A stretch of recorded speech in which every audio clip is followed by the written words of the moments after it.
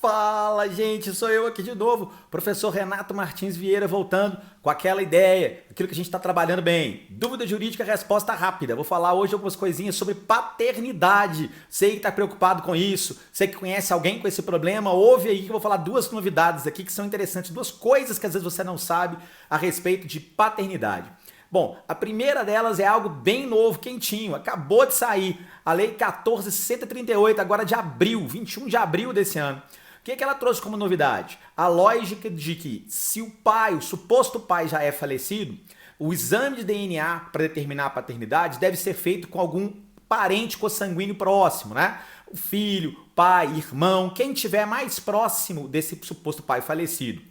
E aí que vem a novidade, isso até esse momento, até esse ponto de que é aí que tem que se procurar o DNA para se fazer o exame, já era antes. O que mudou agora é, uma vez informado, notificado, chamada essa pessoa que é o parente próximo para fornecer o material genético, se essa pessoa se recusa a fornecer o material para o exame, isso se torna o que a gente chama de uma presunção de paternidade.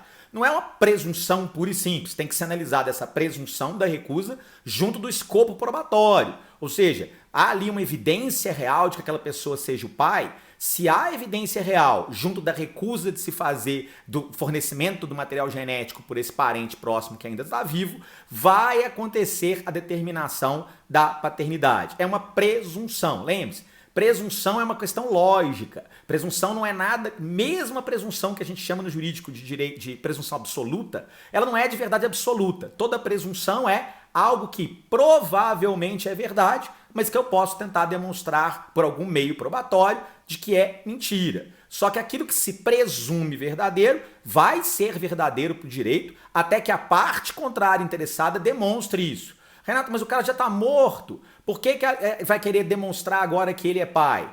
Ué, primeiro, ele pode ter gerado uma pensão. Se ele gerou uma pensão pelo falecimento e esse filho é menor, ele tem direito a isso. Segundo, herança. Né? Você, mesmo que já tenha havido a herança, já tenha sido realizada a herança, dividido entre os herdeiros, a rigor e a priori, este filho reconhecido posteriormente à morte do pai também tem direito a participar do quinhão. Então tem que se voltar lá no processo do inventário para se fazer uma redivisão. Existem regras sobre isso, não vou me estender sobre elas agora, mas existe essa regra.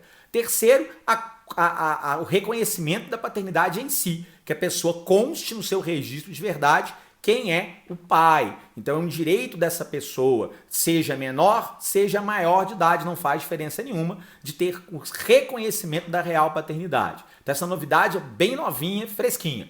Já que eu falei aqui do exame de DNA, me veio uma segunda coisa na cabeça. Isso não veio de pergunta de ninguém não, mas veio na cabeça das pessoas, às vezes não sabem. Que é que o exame de DNA, embora seja uma prova bem robusta de paternidade, ela nunca deve ser interpretada sozinha. Inclusive existe aí já farta jurisprudência no sentido de considerar que a paternidade que a gente chama de socioafetiva supera sim a paternidade biológica. Seria aquela lógica, o indivíduo nasceu a criança, né? Durante a constância do casamento, por exemplo, passaram-se anos, 4, 5, 10 anos, em que o pai se sentiu pai, tratou a criança como pai, tinha certeza que era pai, a criança tinha certeza que era filho, tudo bem. Chega num momento determinado na vida e se descobre que aquela criança, na verdade, não era filho daquele pai, era filho de terceira pessoa. E aí vem a dúvida, vale o quê? Essa paternidade socioafetiva, ou seja, esses 10 anos em que essa criança viveu como sendo filho, o pai criou da criança como sendo filha, ou vai valer o exame de DNA? As jurisprudências têm sido bem convictas no sentido de que o socioafetividade prevalece nesse caso. A criança não vai, por causa de um exame de DNA, parar de amar o pai que ela sempre amou e se sentir filha de uma terceira pessoa, como o pai que passou 10 anos amando o filho como sendo filho ou filha dele, não vai agora simplesmente parar de gostar da criança porque descobriu que ele não é pai.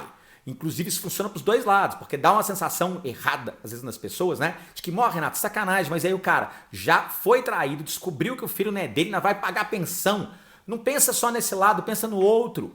O próprio pai quer continuar com o filho, às vezes ele pode querer isso de verdade, e se valesse só o DNA, haveria a presunção de que quem é o pai, e essa pessoa perderia o direito até de visita, de vínculo, de qualquer coisa afetiva, sendo que a relação de afetividade com a criança já aconteceu.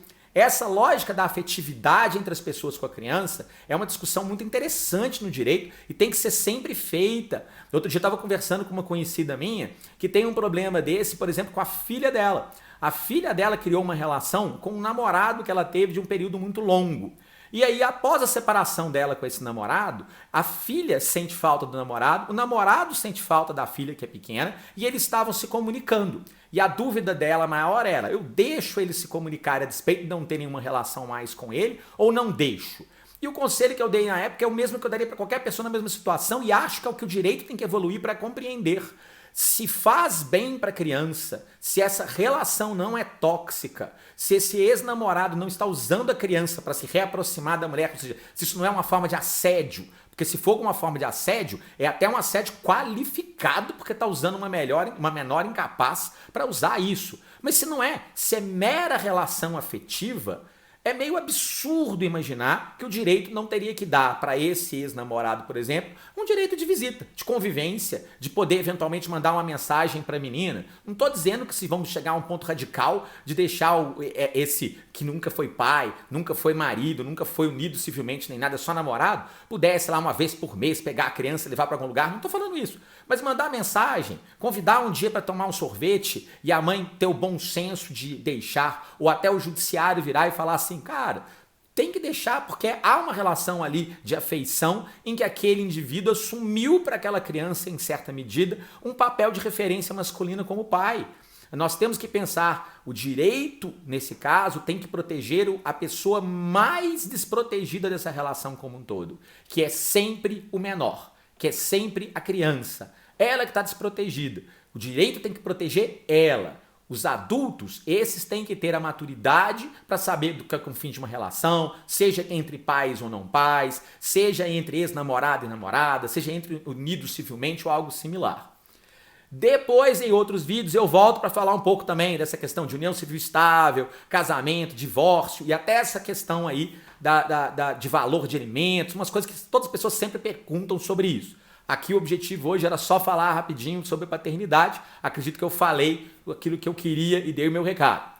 Volte, continue acompanhando nossos canais, siga aqui nas redes sociais, manda perguntas se tiver, que a lógica continua sendo a mesma, né? Tem uma dúvida jurídica? Vamos dar uma resposta fácil, rápida, que dê para entender. O direito não é para ser falado em grego, o direito tem que ser compreendido pelas pessoas. Tá precisando de advogado? Tá precisando de algum conselho jurídico? Manda mensagem também. A gente vê o que a gente pode fazer para te ajudar, tá bom? Professor Renato Martins Vieira aqui, muito obrigado pela audiência, continue seguindo o canal, divulga os vídeos para a família, divulga o vídeo para quem você quiser, manda no grupo da família, tá à vontade, não tem problema nenhum, não gostou, critica, fala que eu tô errado, para eu entender por que eu tô errado e a gente poder discutir e entender melhor o direito. Nem sempre a gente vai estar certo o tempo inteiro, nem sempre uma opinião jurídica só é a verdade absoluta, tá bom? Obrigado pela audiência, valeu!